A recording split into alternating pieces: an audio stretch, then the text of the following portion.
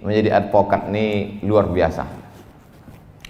Selesai pengajian subuh, saya pun keluar dari masjid mau sarapan. Datanglah anak muda. Kata anak muda ini, Ustaz Somad, saya baru selesai S1. Fakultas apa? Fakultas Hukum.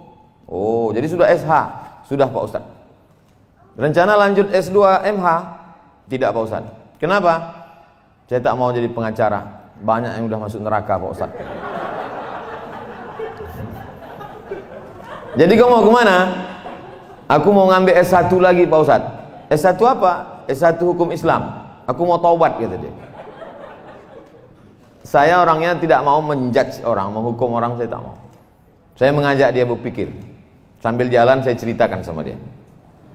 Kalau tanah ulayat, tanah nenek mama, tanah orang-orang tua kita diambil oleh perusahaan, satu batang karet yang ditanam oleh nenek moyang kita dulu dihargai 1.500 sebatang.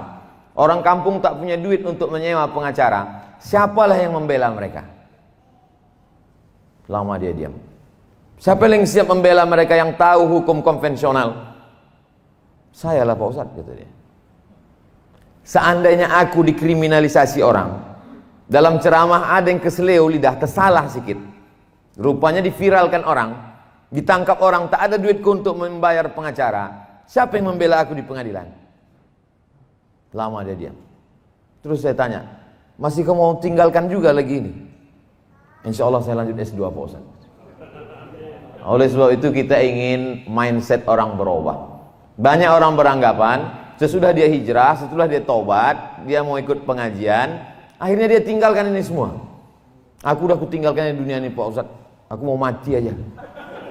Jadi kalau pengacara-pengacara ini taubat meninggalkan ini, siapa lagi yang bisa berkecimpung di sini?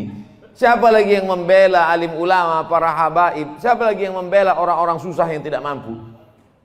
Tapi ini ada dosanya Pak Ustaz. Dosa-dosa sedikit nanti ku carikan syafaatnya insyaallah. Oleh sebab itu maka ini perjuangan luar biasa.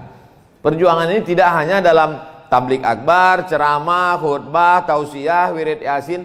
Tak sesederhana itu guys. Ini kita berhadapan dengan hukum. Kita berhadapan dengan bukan pula hukum fikih, usul fikih, qawaidul fikih, halal, haram, makruh, mubah, syarat, rukun, wajib, sunat, sunat muakkad. Bukan ini. Ini kitab undang-undang hukum pidana, kitab undang-undang hukum perdata, kitab undang-undang. Macam tadi itu. Bukan surat Al-Baqarah ayat 282, bukan itu sebutnya. Pasal sekian, ayat ini ada pula I-nya. Nah, siapa yang bisa menghafal itu? Ustadz sudah cukup banyak energi di kepalanya untuk membahas masalah Quran, hadis, ijma, qiyas, syar'u man qablana, saddu zara'i, qaulus sahabi, istihsan, istishab. Habis sudah energi di kepalanya. Maka ada beberapa orang yang diberikan Allah kekuatan ingatan, hebat cara bicaranya. Kalau saya perhatikan, kebanyakan pengacara itu dari dua daerah. Pertama, Sulawesi, Makassar, Sulawesi Selatan. Yang kedua, Sumatera Utara. Lama saya berpikir, kenapa dari dua daerah ini banyak pengacara? Setelah saya tengok, ternyata dua dari daerah ini kalau ngomong tuh lantang.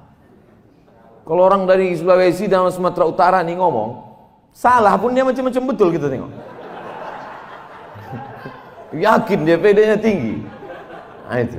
Oleh sebab itu, ada juga orang benar, cuman gaya ngomong dia itu menurut pasal sekian ayat ini, orang tuh yakin iya apa tidak. Tapi kalau orang dari Medan ini paten kali dia. Oleh sebab itu maka ini bakat-bakat ini, bakat kemampuan mengingat pasal-pasal, bakat bicara yang lantang tegas dengan pilihan kata yang luar biasa, ditambah dengan keberanian, maka itu bekal yang luar biasa. Ada jaksa penuntut umum, ada hakim yang memutuskan perkara, ada terdakwa yang buta hukum tak mengerti, maka dia perlu orang yang menasehati dia. Nasihat itu advice. Orang yang menasehati itu, itulah dia para advokat, atau bahasa lainnya disebut dengan lawyer. Dalam bahasa Arab disebut dengan mustasyar. Mustasyar diambil dari kata syura. Syura diambil dari kata musyawarah. Maka kata Nabi, ma khaba man istasyara, tak sia-sia orang yang mau bermusyawarah, minta pendapat orang yang mengerti hukum. Wa ma nadima man istakhara, dan tidak akan menyesal orang yang mau beristikharah. Saya Insya Allah diberikan Allah kesempatan untuk belajar fikih Islam, hukum Islam, Islamic law. Tapi dalam masalah hukum konvensional saya buta, saya tak paham. Maka ketika saya terjerat dalam suatu perkara, bahwa itu ceramah saya 6 tahun yang lalu di dalam masjid, pengajian subuh, bukan pula itu intisari ceramahnya, itu hanya menjawab pertanyaan orang. Lalu kemudian ketika diviralkan, saya tak dapat membela diri.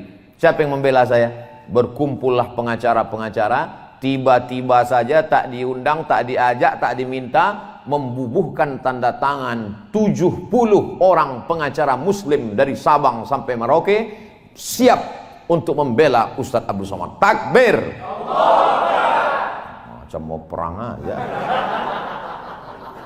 Begitu saya sampai di Jakarta, disodorkan kertas, Ustadz Somad, inilah dia 70 pengacara yang sudah siap membela Ustadz, selengkap dengan segala pasal-pasalnya, bahwa Ustadz berbicara ini di dalam masjid, tidak disuarakan mikrofonnya sampai keluar, bahwa Ustadz bukan inti pembicaraan, judul tema besarnya bukan masalah itu, tapi Ustadz menjawab pertanyaan, maka Ustadz tak bisa dikenakan satu pasal apapun. Meleleh air mata saya, disangka mereka ini saya haru menengok itu. Yang saya pikirkan, cemana membayar 70 pengacaranya. Yang saya pikirkan, mak kacau aku sekali ini ya. Rupanya ditengok mereka saya menangis. Datang pemimpin-pemimpin pengacara itu yang hebat-hebat itu, yang terkenal-terkenal itu, duduk mereka. Kami dari forum komunikasi advokat ini, kami dari ini, kami dari ini. Apa kata mereka? Saya bisikkanlah, tanya berapa bayar. Kami ini Pak Ustadz Somad sudah lillah siap mati kami ini semua. Oh semangatlah saya mendengar siap mati. Jadi maksud cerita saya ini dari awal ini adalah bagaimana kita profesional di bidang. Karena orang kalau tidak dia jalani ini dengan kesiapan mental, dia bimbang-bimbang, ragu dia melangkah, ragu dia bekerja, cemas-cemas dalam hatinya. Dalam perjalanan dari rumah mau ke kantor, mau ke sidang, mau ke pengadilan, mau ke perkara, betul tak yang kebuat nih?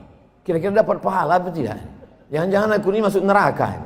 Jangan-jangan. Apalagi kalau ditontonnya, ada dulu film saya tonton tentang pengacara yang setiap perkara menang terus, menang terus, menang terus. Rupanya dia ditolong setan. Bintangnya Al Pacino. Bapak Ibu mungkin ingat itu filmnya. Setiap perkara dia menang terus. Bahkan orang-orang yang salah pun bisa dibenarkannya. Orang-orang yang menganiaya pun bisa dimenangkannya. Maka sesungguhnya dia sedang ditolong oleh kekuatan. Rupanya dia berkawan dengan setan. Inilah yang disebut Allah Subhanahu wa taala disebut dengan istidraj. Istidraj itu azab yang tertunda. Sanastadrijuhum min haitsu la ya'lamun. Salat tak pernah, puasa tak pernah, pengajian tak pernah, kerjanya jahat, membela orang yang salah, tapi rezekinya lancar, perkaranya menang terus, dapatnya ikan-ikan dua, kalau tak ikan paus ikan hiu. Maka sesungguhnya dia sedang dimainkan Allah Subhanahu wa taala dengan istidraj. Apa kata Allah? Sanastadrijuhum min haitsu la ya'lamun. Kami permainkan mereka dengan azab yang tertunda. Wa umli lahum, kuulur untuk mereka. Kukasihkan dia rumah mewah, mobil mewah, duit banyak, bini 3. Min haitsu la ya'lamun. Dia tak sadar. Disangkanya dia sedang dapat nikmat. Sesungguhnya dia sedang dapat laknat berbaju nikmat. Puncak dari kepuasan adalah ketika kita bisa membela orang yang tak mampu, ketika kita bisa membela orang yang lemah, ketika kita bisa menaikkan orang yang di bawah naik ke atas, dan orang yang hebat mulia karena kejahatan bisa kita tunjukkan kebatilannya. Di situ ada kepuasan yang luar biasa. Hidup ini singkat. Kebetulan kita diperankan Allah dengan peran masing-masing. Ditengok Allah Subhanahu wa taala ketika kita belum lagi dalam bentuk darah, daging, tulang, bulu, kuku, sumsum, masih dalam bentuk roh menurut ilmu Allah, menurut kudrat iradat Allah. Ditengok Allah taala. Oh, ini cocoknya di pengacara. Ini cocoknya ustadz ini. Ini cocoknya tukang ojek ini. Jangan sepele kan. Dia memang tukang ojek, tapi semua ojek di Medan ini dia bosnya. Gitu. Oleh sebab itu apa maknanya? Ini peran kita ini masing-masing diberikan Allah SWT. Yakinlah bahwa ini suratan kita dari kecil memang. Bapak dulu teringat saya gimana ceritanya Bapak ini bisa jadi pengacara nih. Saya Pak Ustadz dulu memang dari kecil memang udah bawaan. Kami dulu kalau cabut sama kawan, kawan tuh makan 3 bayar 1, saya yang belanya Pak Ustaz.